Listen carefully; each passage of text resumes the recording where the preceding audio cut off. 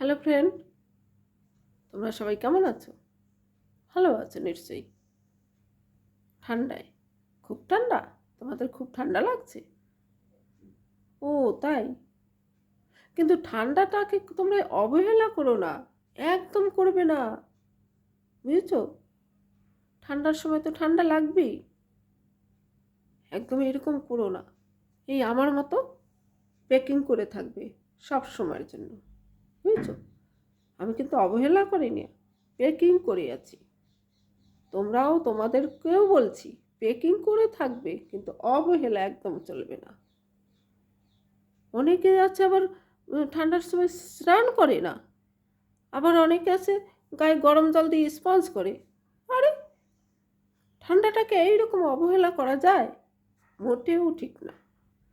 আমি বলছি কি, তোমরা ঠান্ডাটাকে একদম অবহেলা না করে, এই ঠান্ডাই কিন্তু এই যে দেখেছো পাখা উপরে, কুলার, তারপরে এসি, তাতে খুঁজতে থাকবে।